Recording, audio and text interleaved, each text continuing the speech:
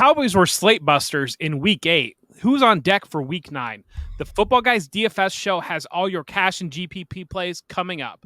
So we're going to start it off. We start it off every week, and we want to say hello to Devin Knotts, the head of Football Guys DFS here, and Phil Alexander as well. Devin, why don't you lead us off? How are you doing tonight? I'm good. It's about 37 degrees in Chicago, and it's football weather, so I am very excited. What about you, Phil? Yeah, it's about the same here in New York. Unfortunately, I'm not coming to you from sunny Florida this week. And this sweatshirt is now the only one I own. So, yeah, the heat is turned up, man. It is football weather, though. Phil has thin skin, so give him some love in the comment section. Or criticize me since I have thicker skin. I mean, we're not all Midwestern cold-blooded that are kind of ready for this. Even this, like I'm not ready for this, but it is. I what love it is. this. This is my jam. Okay. All right, let's dive into the games for this week. And Phil, what games are you looking at this week on your slate? It's a rough go. I mean, it seems like every week that I've been on this year, we've let it off with, oof, it's ugly out there. But I am really, really serious this time. This is a bad slate. We've got no Miami, no Kansas City, no Buffalo, no Cincy. Kirk Cousins is hurt. He ruined our Vikings. The 49ers, Lions, and Jaguars are on bye. We've got very little to choose from. It looks like the best game on the slate. I wouldn't be shocked if it ended up being like a defensive showcase, being that it's a key division matchup. Cowboys at Eagles has the 46-point over-under. That's probably the premier game on the slate. The other ones that I'm looking at are kind of begrudgingly looking at. It's Colts at Panthers. I guess two bad defenses might give us some points, but that one could also easily turn ugly. Seahawks at Ravens looks okay with a mediocre 42.5-point total. And then the only other game where there's a team I'm targeting is the Saints side of Bears at Saints, where the Saints are big favorites at home against a pretty bad Bears defense. But yeah, slim pickings. Yeah, you cleaned me out. That was all my list as well. And it seems like most games this week have an over-under, like under 40. So, Devin, do you have any other things that you're targeting this week? Or is it kind of that? Yeah, but I'm going to save it to the quarterback section because it's going to be probably going to surprise some people. Well, cool. I mean, that's a great segue. But before we go in, please take a moment to like this video and subscribe to the channel so you never miss an episode. Feel free to comment with your questions on this week's slate. And then we're going to start off with cash games. And so, Devin, lead it off. You've got the quarterback that you want to dive into, and we love to see that. So I think there's a couple that you can go with this week. I think I'll save the one that I just referenced to the end because it's a little under the radar, and I think it's going to upset some people. But I think it really depends on the site. So, obviously, if you can go up to like a Jalen Hurts, I think he's in a really good spot, even though the matchup's difficult. I don't love Lamar Jackson this week. I talked about it a little bit in my article last week. Deciding between these two is really hard, but the difference for me is Hurts has a higher floor than Jackson. So because of all the talent around him, I think he's, whether it's rushing or passing, we've seen 275 yards in 6 straight games or more. And then he has A.J. Brown where Lamar Jackson doesn't. So with Jackson, you're really hoping for a rushing touchdown. He has a ceiling that's just as high. I think they're both GPP plays. On FanDuel, I think Hurts is fine. I think you could certainly go that route. But in cash for this week, man, is it tough, because the question you have to ask is, do you spend all the way down with Aiden O'Connell at 4,500? And, this is a Raiders team that intentionally got rid of anyone who was associated with Josh McDaniels. Yeah. They basically said, we are moving in a complete different direction. The Raiders are basically, Devontae Adams and Josh Jacobs basically ran McDaniels out of town. There's rumblings as far as discontent. I think they're going to throw a lot to Adams and run the ball a lot to Jacobs and sort of just narrow that target tree. So if you need to go down that far, I think it's totally acceptable. I think the other guy that I like is I'm going to take a shot on CJ Stroud at 62 if you can, going up against Tampa Bay. I'm sure someone's going to mention the other side of that Tampa Bay game, probably Phil, but I'm not going there. Tampa Bay this year, I mean, they've allowed 250 passing yards or more to Desmond Ritter, Jared Goff, Josh Allen, Jalen Hurts, Kirk Cousins. They're allowing the fourth most, let me get the number right, fifth most passing yards on the season. And CJ Stroud is interesting because he's been struggling, and a lot of that's due to the matchups that he's had recently: Carolina, New Orleans, and there was one more in there. I can't remember it off the top of my head. Atlanta. All three have very good pass defenses. So I think we get back to seeing him like he was early on in the season, where they're throwing the ball all around the field. Tampa does have a decent run defense. It's not as good as the years past, but um, I think if I can afford it, I'm going Stroud. And then one just under the radar play that I sort of teased is Michael McCorkle Jones, aka Mac Jones. Um, Look, I I don't know what Washington team we're actually going to get. Right, this was a bad pass defense before the Montez Sweat Chase Young trades. They're allowing the third most passing yards per game. They allowed 279 yards to Tyrod Taylor, 307 to Desmond Ritter, 282 and 4 touchdowns to Justin Fields. Russell Wilson threw for 308 and 3. Like, this is not a good pass defense. And if you can't rush the passer, guess what? They're going to be able to throw all over the place. So we're going to talk about a wide receiver, I think, here in a minute. That's going to be in everyone's lineup and should be. But you could do worse than Mac Jones this week. The only, I mean, you did a really good It's job there, scary. and I think that is very, very scary. And I think that highlighting that Commanders Patriots game is interesting as well, because I think that definitely could turn into a shootout, because it does seem like the Commanders, they can score, they can move the ball, but it definitely seems like they are more interested in what they might get in April relative to winning games right now. Phil, do you have anybody else that you're targeting? No, well, there is one player, but I think that there's really no need to go to him because he's in between Jones and Hurts, and that is Derek Carr. Um, I just don't think you need to do it. I mean, he's been playing better lately, over 20 DraftKings points in each of his last three. Looks like he's over that shoulder injury that was hampering him. He gets the Bears, who have allowed big games to quarterbacks. Most recently, we saw Justin Herbert pick him apart in prime time last week. But before that, it was guys like Sam Howell and Russell Wilson. So you don't have to be a Justin Herbert level quarterback to get the better of the Bears. But I wouldn't do it because the floor is like in the basement along with Mac Jones's. But he cost $800 more. So at that point, why not just play Jones, who has the more inviting matchup? And until this afternoon, when I saw that Damian Pierce did not practice again, and it sounds like they're leaning towards sitting him, there wasn't enough value, I didn't think, to get all the way up to Jalen Hurts. But now, if we do have a $4,300 Devin Singletary, I think you could do it. In which case, I'm just playing Hurts. I mean, that's a great segue there. The only other one that I'm kind of thinking, but you kind of hit the hammer right there. Gardner Minshew at 5,200, I think is a little bit interesting, but you're kind of playing the same theory play as Mac Jones there and saving yourself $300 by going with Mac Jones. But Phil, that was a natural segue into running backs. And who are your running backs this week? Yeah, so I'm definitely starting off with Alvin Kamara. He was probably the first name that I clicked.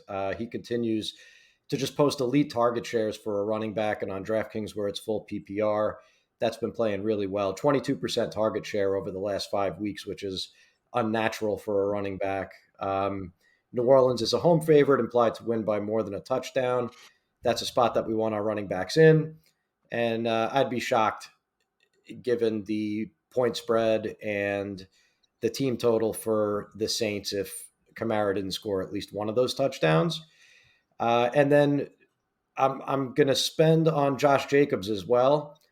It did burn me a couple of weeks ago. I think the last time that I was on this show, I thought that Aiden O'Connell was starting for Jimmy Garoppolo, but it ended up being Brian Hoyer. But now we are certain that Aiden O'Connell is starting, as Devin had mentioned. He's a cheap play this week. And in that game where O'Connell was the quarterback in week 4, Jacobs had 11 targets. So I think we'll see a lot more checkdowns from O'Connell. Vegas is is also a home favorite this week. And there could be some of that ding dong, the witch is dead potential with Josh McDaniels out of there. If any of those stories about how hated he was in the locker room are true. So the Raiders might be able to kind of show who they really are now. Yeah, it's a great matchup for them. I mean, Giants aren't able to move the ball, and so should be able to put them in favorable positions. But Devin, who's your fundamental players in your cash game lineup at running back? Yeah, I think there's a number of guys you can spend down at. Like, I think Chuba Hubbard's going to be popular. I don't think I'm going to go there just because I don't know. Do I really want to lose to do I really want to risk Chuba Hubbard? I mean, the guy just isn't that talented. I know he's had 19 carries and 15 carries, and he's facing an Indianapolis defense that isn't great. I think that could be a sneaky shootout game, but probably not the area that I'm going with. Look, I think this week is sort of the week that is a mid-range build for me. I like Josh Jacobs a ton. I think he's my top guy. As I mentioned, I think the Raiders really consolidate and narrow that backfield. I will say on FanDuel, Tony Pollard is like a must play at 6,600, which is a ridiculous price. As bad as Pollard has been, that's still like in the tier of backup running back that gets elevated to starter. So like he's much better than that. I'm going back to DraftKings. Jonathan Taylor, 6,400. Shane Steichen came out after the game and was questioned pretty hard why he was only given one carry in the second half to Taylor, and a lot of that was due to game script. Carolina's defense has one of the worst run defenses in football, so I'm comfortable there. Devin Singletary, I think, is fine, especially at the price. If Dameon Pierce misses. And Bijan Robinson is the last name I have. So, he's been, like we talked about last week, nobody wanted to play him. Nobody was excited to play him. Turns out, he was okay. 62 yards and a touchdown. Didn't catch the ball, but the price is still 6,100. With Taylor Heineke, they should be able to move the ball a little bit better than Desmond Ridder. Maybe. Will Heineke check down to Robinson a little bit more? Probably. So I think that's an area that I'm going to be looking at this week. Yeah, you guys always clear my board, but a couple other names and I think that you make up a great point there with Jonathan Taylor, and that's probably the downside on going with Gardner Minshew is how you're able to exploit Carolina's run defense or lack of run defense. You mentioned the Washington and New England game. Ramondre Stevenson at 5,400 I think is a little bit interesting to me, but maybe that's more of a GPP play than a cash play. And then down in the same range as Devin Singletary, Zach Charbonnet at 4,300. He's starting to get a little bit more run. That might be a little bit risky again for cash, but that's a name to kind of keep an eye on and see how he can progress moving forward and what happens with Kenneth Walker. We're going to move over to wide receivers now. And Devin, who are your wide receivers? I mean, the first one you have to take off the board is just Demario Douglas. He's going to be the most popular guy. With the loss of Kendrick Bourne to an ACL injury this week, who else are the Patriots going to be throwing to? They don't have another receiver that's averaging over 30 yards per game. Devontae Parker and Juju Smith-Schuster are well past whatever prime they may have had. And Demario Douglas, he's not great. He's like a 6th round rookie, but he's the best they got. And, we saw last week where he was the primary focus in this offense when Bourne wasn't there. So 7 targets, 6 targets over the last 2 games. And Bourne got hurt outside of the game, right? He didn't get hurt in the game? Or did he get He got hurt hurt during in the the game? game. Yeah, he Okay. got Yeah, hurt. it was in game. So for $4,000 to get 6 or more targets, I think is at least intriguing to potentially go with. Michael Thomas, 4,700. I don't know. I can't quit Michael Thomas. It's a drug that just like injected into my veins every week. He's been fine. I mean, there's nothing great about him, but what you're getting is consistency. And at 4,700, he's 700 more than Demario Douglas, and I might prefer him if you can afford the 700. Every game this season, Michael Thomas has 40 yards or more. He doesn't have more than 68 on the season, but 5 catches, 7 catches, 6, 4, 4, 5, 3, 4. He's getting 10 points. And at 4,700, that's probably good enough to not kill you. Going up against a Bears defense that have, I do our rushing matchups for football guys, and we finally elevated the Bears as a top five run defense for this week. They've been very, very good against the run. Not so great against the pass, but they've really improved as far as the run stopping goes. And then I think Terry McLaurin is another name that I'll mention. Talked about him last week. He had 5 for 63 and a touchdown, which is fine. Thankfully, he scored the touchdown, but he's in a price range where 60 plus yards is really in cash what you're looking for. And if we look at targets, which is basically how I pick my wide receivers, 10, 5, 11, 9, 12. Throw out the 5 game. I know you can't throw it out, but 4 of the last 5, he has 9 or more targets, 60 yards or more in each of those games. So I think McLaurin is another name. And then if you can afford him, take A.J. Brown. Like, he's will he get as much as he did the past couple weeks? I don't know, but certainly interesting. Phil, who else do you have?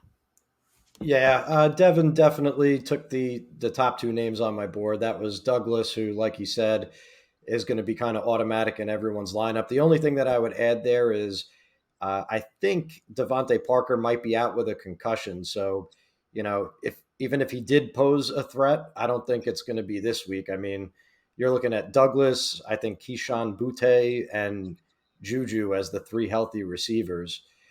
It's Douglas and the tight ends. I mean, the other guys are just guys. Like, they're 100%. Yeah. Can we pause real quick? Do we think it's going to impact Ramondre? Like, is he the better pass catcher in that backfield? I think they split. I think they're okay splitting 50-50. It kind of seems like I think that Ramondre is probably more like 60-40 towards Ramondre. He's definitely not seeing the volume that he was seeing last year, but I think that, he has that ability. He is able to grow in that role. They've been using the tight ends a ton, and it's so frustrating because it's been all 3 of the tight ends. It's not just been one guy. Yeah, Gesicki seems like the guy that's out. I know that we're jumping ahead, but it seems like it's Pharaoh Brown and Hunter Henry, but which neither of them are really intriguing. But go ahead. I think Pharaoh Brown also has an injury, if I'm not mistaken. I don't know the severity, though. But at any rate, A.J. Brown is unstoppable, and I already said that I'm playing Hurts, so you don't play him without Brown in the lineup. Tough matchup. The Cowboys have allowed the second fewest fantasy points to opposing wide receivers, but I feel like that's only because they haven't played against A.J. Brown yet. The other guys that I like, it would be because I think I'm going to end up playing 3 running backs, provided Damian Pierce is out. So I only need 3 receivers. So it's Brown, Douglas, and then I had enough room for either Nico Collins or Zay Flowers. I think I'm leaning Nico Collins. Both guys have the target volume that I'm looking for in cash. Their floors are fairly similar, but I think that Collins has more potential to win you the week because he gets passes down the field, whereas Flowers was back to like his 5-yard A dot last week, and if that's how they're going to use him, it's a fine floor play. But so is Collins, and Collins also has a ceiling. So I'm looking to play him. Yeah, I think the other side of that, AJ Brown, CeeDee Lamb has really come on the last couple weeks, and it does seem like the Cowboys have finally just said, let's get the ball to CeeDee Lamb because he's our best player. Philadelphia's pass defense has been very, very exploitable. And so if you're able to get both of those players into your lineup, I think to have that bring back to go back and forth could be a lot of fun for you in the afternoon window. Michael Pittman is one that I think has been pretty interesting the last couple of weeks. He's at 6,600. Again, that Carolina pass rush defense is kind of the way that you've been attacking Carolina, but Josh Downs is coming in with a questionable tag as well. And so Pittman could see a lot of volume, and as he's been able to see throughout this year. A couple other Jameson Crowder at 3,400. I think that if Curtis Samuel's out, that's probably too risky for cash. Again, probably another GPP play, but at 3,400, that's about as low as I think you can go in terms of getting anything sort of reliable. But they probably want to see it one more game without Curtis Samuel. But he had 7 targets, 7 catches last week. He was very involved when Samuel was out of that game. So that's just one other random one to throw out there. But we're gonna move into tight ends now. And Phil, who are your tight ends? For cash, it's Trey McBride at 3,700. Last week was his first as a starter without Zach Ertz in the way, and it resulted in the overall tight end 1 finish on DraftKings and 14 targets. Some of it was garbage time, but I don't know that Arizona will avoid garbage time moving forward. And I don't feel as though even if there's a quarterback change, that it's going to matter that much. I think that they are funneling those targets to the tight end position on purpose. And if Clayton Tune gets the start, we know that young quarterbacks like to look to their tight ends for safety valves anyway. If Kyler Murray starts, Ertz and even Max Williams was usable with him years ago, so they'll be involved. And it's not like they have much of a choice, right? Marquise Brown is pretty much the only other receiver worth mentioning on that team. So I think you go back to him. His price is up 900, but it's not enough. Yeah, the volume that he saw last week at 3,700 is a steal, I think. But Devin, do you have other ones you're targeting? Well, the only other guy that I'll mention is David Njoku, 5 for 54 and 4 for 77 over the last 2 weeks. So if you did want to pivot away from McBride, not really sure why you would, but maybe it's because the Browns are going to score more points than Arizona theoretically, and you don't believe in Clayton Tune. I certainly don't believe in Clayton Tune, but McBride's the only guy that they have. So I think it's McBride, and you just hope and pray that he gets enough and move on. Yeah, I think that matchup is really the only outside of, I guess, Clayton Tune, but against the Browns. The Browns are number 1 against tight ends, and so that's kind of the only thing that really gives you pause there outside of what might be the quarterback play. But all right, let's first make sure to head to footballguys.com/plans to become a Hall of Fame subscriber. Hall of Fame subscribers get access to all DFS content for less than $20 monthly or $95 annually. And so Devin can attest, we have fantastic DFS content. If you've been watching Devin's cash lineup, you've more than paid for a Football Guys subscription. So make sure to check that out. Let's move to our GPP plays. Devin, who are your quarterbacks in GPP? Sort of all over the board. I mean, you could really go in a number of different directions this week. I talked about Mac Jones. I think he's a perfect guy who's going to come in. Let me see where I have him rostered right now, but it's I can almost assure you it's low. I have Mac Jones right now at 2%. So going up against that Washington defense, I think it's a stackable game. If you want to play Demario Douglas, I think stacking him with Mac Jones probably isn't the worst move because Douglas will be so popular. Dak Prescott, 6,500, I think is intriguing because, like we talked about, the way to move the ball against Philadelphia is through the air. And he sort of falls in like this weird mid-price range where a lot of people are not going to want to go there this week. Actually, I think he's a fine cash game play now that I think about it a little bit more.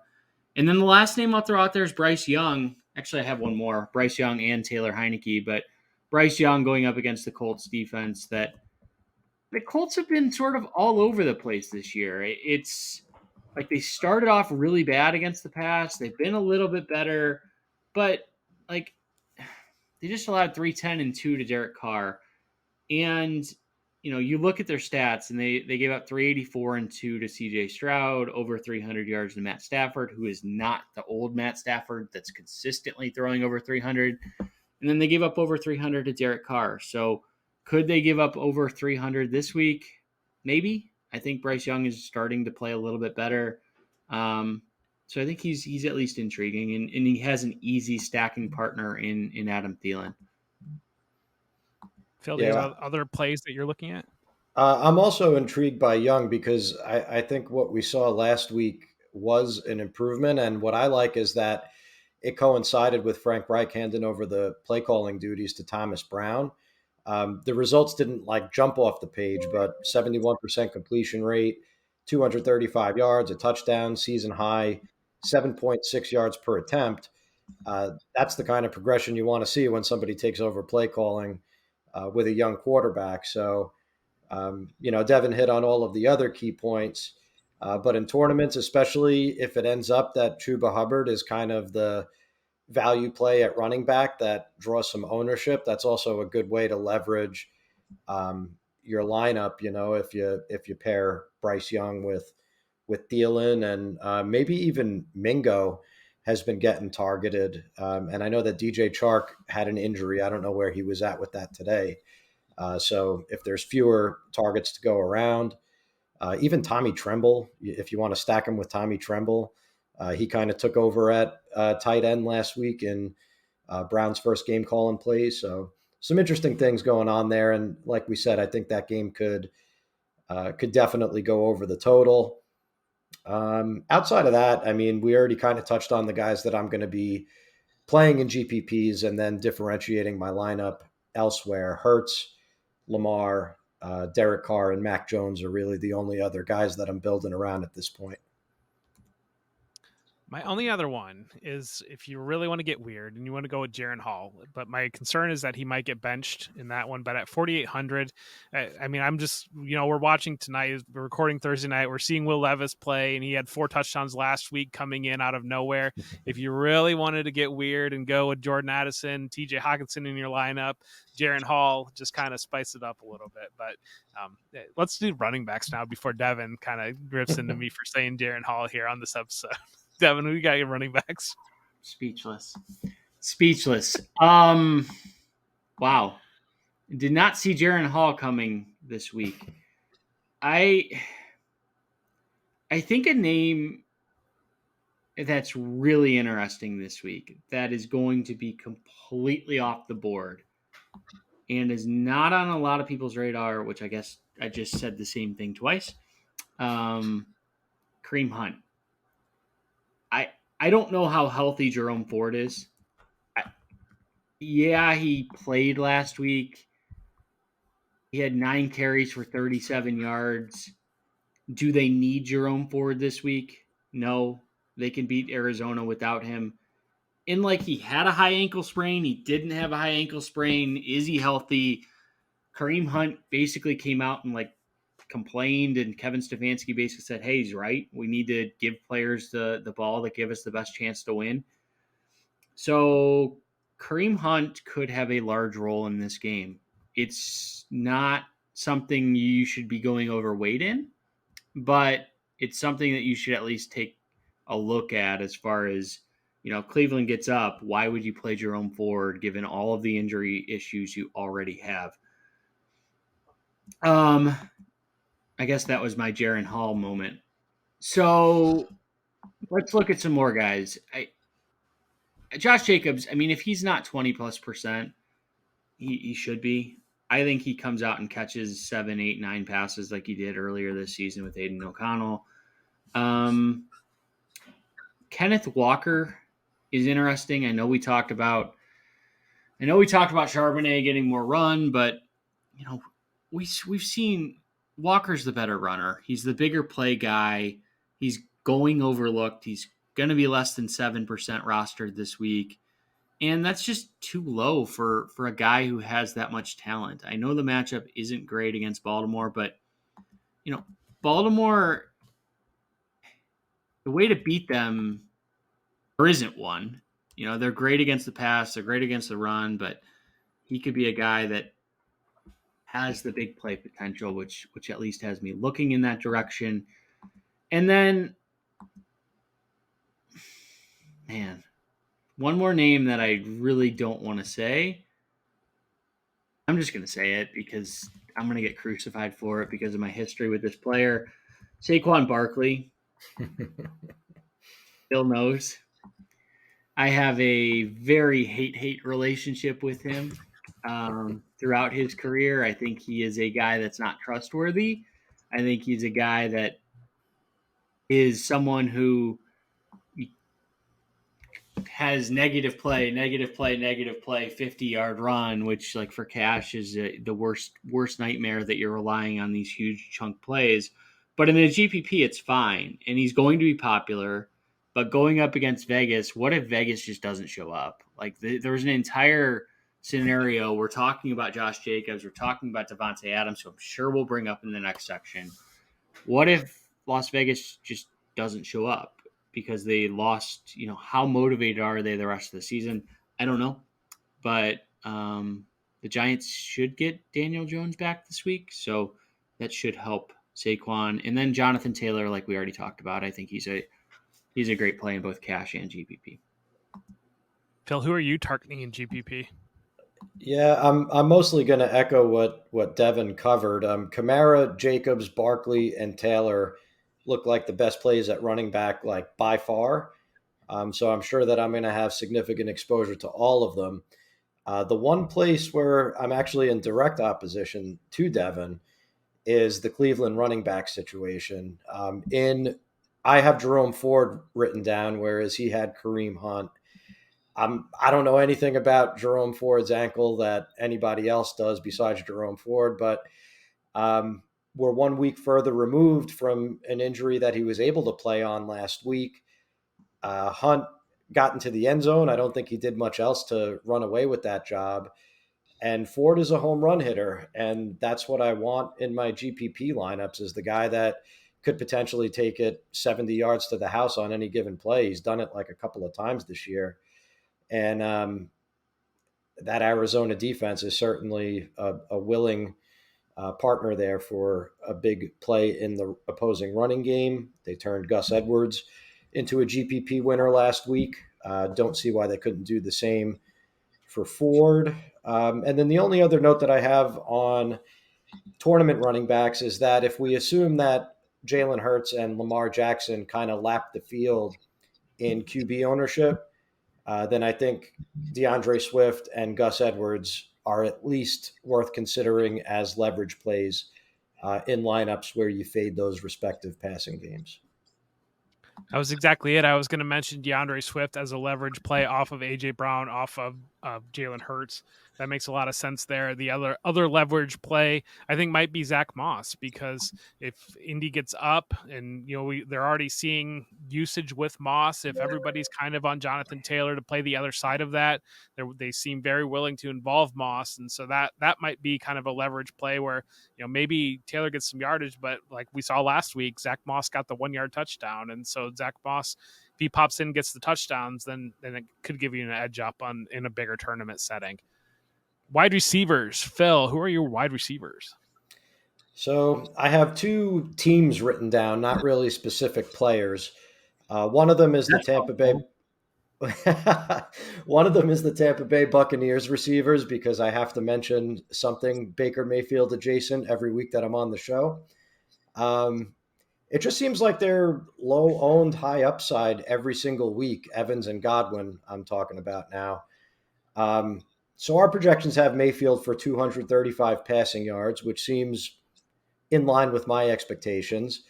I think Evans and Godwin combined to split about 70% of that in some form or another. And we've seen both guys top 20 DraftKings points with Mayfield. Evans has one game over 30. DraftKings doesn't want to lower their prices below 7K, which is going to keep their percent roster below 5. And I think that both of them are about twice as likely to appear in a first place lineup as those roster percentages imply. So they're just good GPP plays. Not much more to it. Green Bay is the other team that I have written down. So the last time that we saw the Rams, they were getting smoked down the field by Dak Prescott. The problem this week is that the last time that we saw Jordan Love, really the last 4 times that we saw Jordan Love, he's been awful delivering passes down the field. So it's going to keep the Green Bay receivers low owned, and they're super cheap. I'm Can I not call a quick exactly. 20? Go ahead. Phil is recommending Baker Mayfield and Jordan Love. That's not what I'm doing. By extension, I mean, I just want everyone to like be aware that, like, remember how I said he had thin skin? Give him some hate in the comments for how bad of quarterback play he's relying on this week. I did that's not the say. slate, man. That's the slate. That's what we're dealing with. I did not say that I'm playing those quarterbacks, though. I am assuming that one of these receivers on one of these teams is going to do something noteworthy. It's just picking which one is super hard.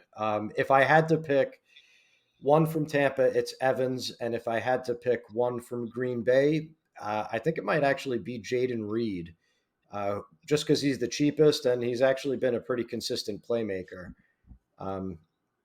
So, yeah, that's my only wide receiver GPP input. Otherwise, just play your studs and sprinkle one of these guys into your lineup to differentiate.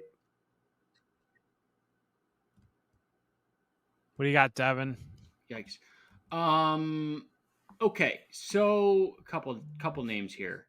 I think if Amari Cooper plays, or I'm sorry, if Deshaun Watson plays, Amari Cooper is in play. The last time we saw Deshaun Watson, Amari Cooper had 7 receptions, 116 yards, and a touchdown. The Browns have said that they are not bringing back Deshaun Watson until he's healthy, even though they brought him back against the Colts, and that whole thing was weird. Now it seems like they're not going to bring him back, and he is practicing yesterday and today, as of Thursday. So potentially, I think he's an option. I'm not quitting Cooper Kupp, 8,500. I know the price sucks. Like, the price is horrible, but he's still a top, in terms of talent, he's still a top 3-4 guy on this slate. Is he a guy that can quickly turn that around? I think he can. I think that the Rams need to figure something out because they've looked horrible the last couple of weeks through the air. And he's going to be a guy who I think is going to, he might get, look at his roster percentage. If it's less than 15%, you could probably, 12%, you could probably take him. Is that week. Predicated on Stafford playing? It is, yeah. I wouldn't touch it if Stafford's out. I don't trust whoever the backup is there. Mark Rippon's son. Brett Ripper, Boise State legend. God, he lost me so much money late at night on that blue turf. Terry McLaurin, like I talked about, I think that game could be a potential back and forth, sort of under the radar game.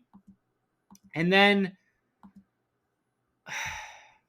Devontae Adams, I think, is fine. I think he's going to be somewhat popular. I don't think you have to go that route, but he's a guy who, it's very narrative-y, right? Because he's been complaining and basically saying, hey, I'm not getting the touches. Is Mark Davis just being like, give me an offensive play caller who's going to give the ball to my $20 million receiver?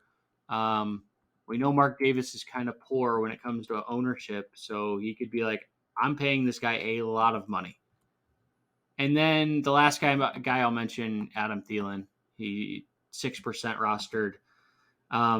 The price isn't great, but sometimes you sort of have to take guys who have shown upside, but Adam Thielen at his price no one would ever take, and that's why he's so low rostered. But the guy continues to produce, so he's someone I would target this week.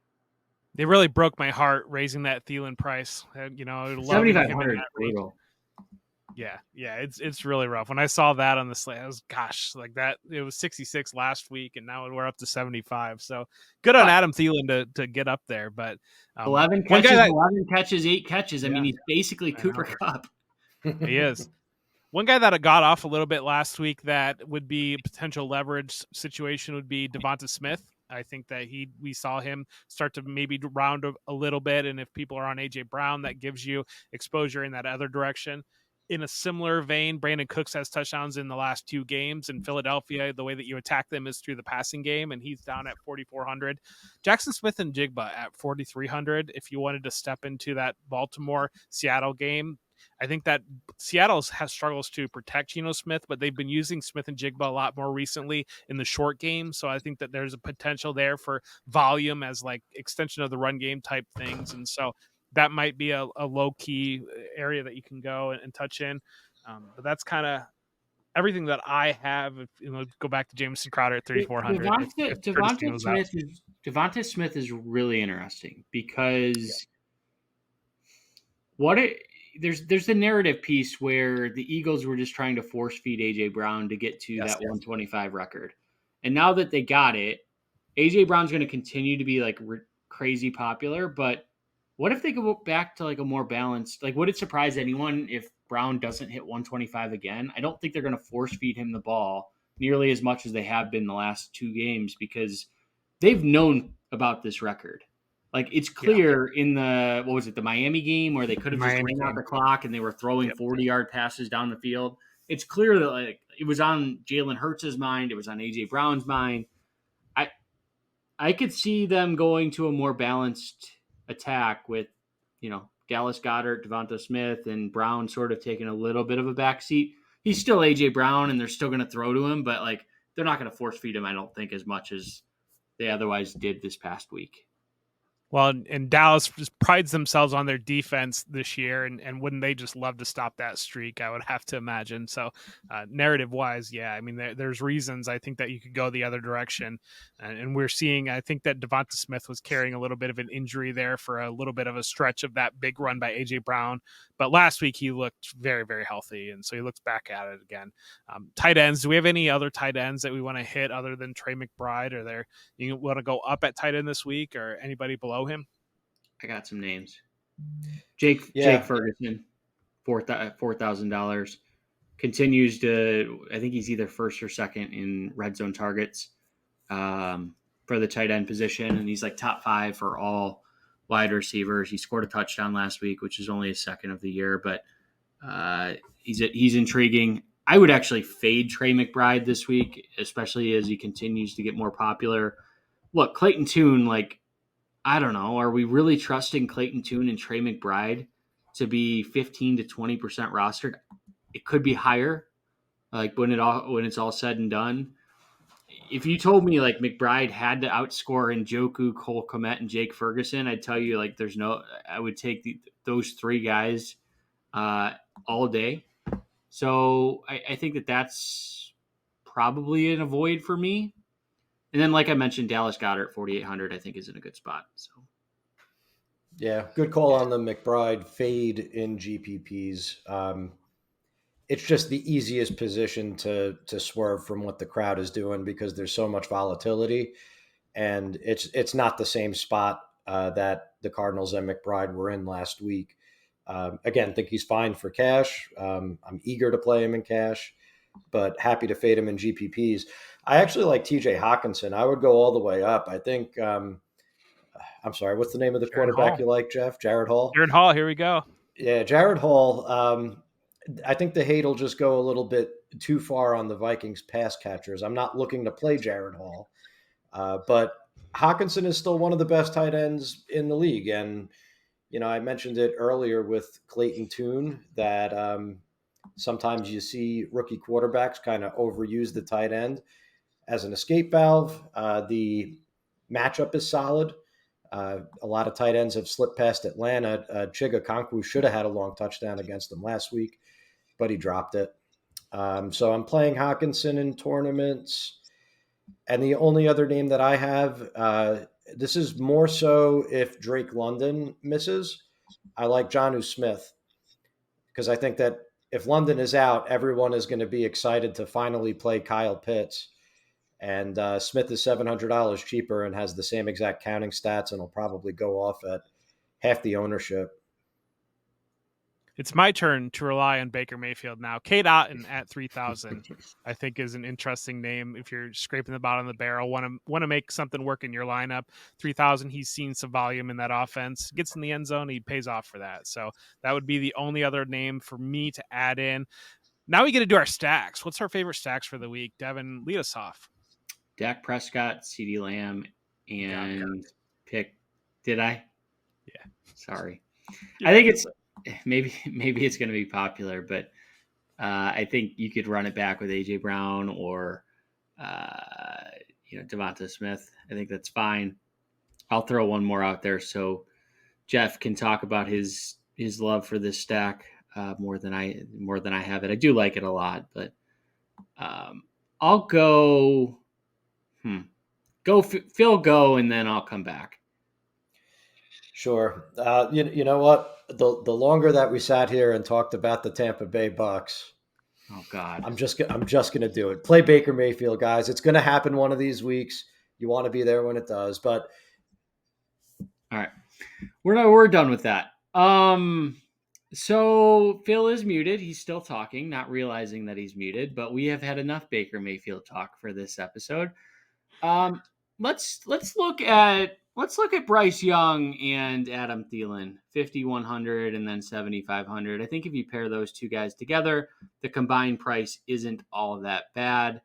And if you wanted to go, if you're going to play Demario Douglas in GPPs, just take a shot on Mac Jones. I think if he gets 220, 230 yards and 2 or 3 touchdowns, you're probably happy with that. But yeah, for me, it's probably going to be Prescott and Lamb. But Jeff, talk to me, convince me it's Prescott and Lamb.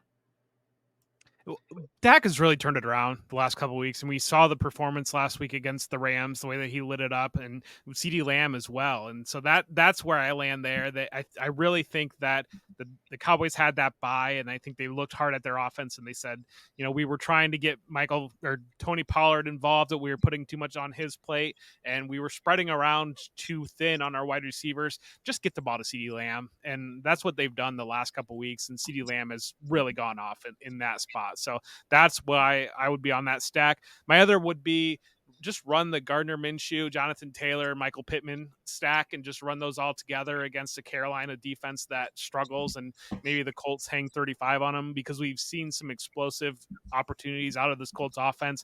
Like I said, Josh Downs seems to have a little bit of an injury tag, but we're really seeing Shane Steichen is really bringing those elements of the Philly offense over. They're kind of treating Michael Pittman as the A.J. Brown in that offense and Downs as the Devonta Smith in that offense, really, really targeting those two players. And so kind of running that stack through with Jonathan Taylor as well, and maybe you get old Jonathan Taylor back, and that can kind of swing your week one direction. Will let Phil talk again? No. He can name another stack. Oh, he's still muted. I have to unmute him. You're good. Go ahead. All right. So my real answer was going to be Mac Jones, Demario Douglas, Hunter Henry, and then you bring it back with either McLaurin or Jahan Dotson if Curtis Samuel misses. And the only other thing that I would add to the Bryce Young, Adam Thielen stack is that you could get really unique. And I think I might have said this earlier, if you throw it as a double and go with Mingo or Tommy Tremble, who seems to be the every down tight end now. Good stuff. Discount plays of the week. Phil, who's your discount play? I usually take the low-hanging fruit here, and I'll do it again. At this point, it's Demario Douglas is the best value play on the slate. And I would change that answer to Devin Singletary if Dameon Pierce does, in fact, miss. Yeah, Devin. Michael Thomas, 4,700. I think the price is too low for the consistency that you get. If he scores a touchdown, he's going to get 15 points. And at 4,700, that's 3 minimum. So that's 3 to 4x right there. So all you're looking for is a touchdown. You don't have to worry about usage. You don't have to worry about volume. I feel better about touchdowns from Thomas than Douglas. One under the radar guy, Houston, Noah Brown. He's only played in 3 games this year, but he has 4 targets or more in each of those games. 3,100. He's been on the field for 70% of the snaps last week. So what's not to say that he could have 50 yards and potentially score a touchdown and be a guy that you have to have at 3,100 compared to Demario Douglas, who is a 6th round rookie. I like Demario Douglas. I think he's going to get volume, but Noah Brown could see a little bit of action. I threw out Jamison Crowder earlier. If Curtis Samuel's out of that game, that is kind of a risky play.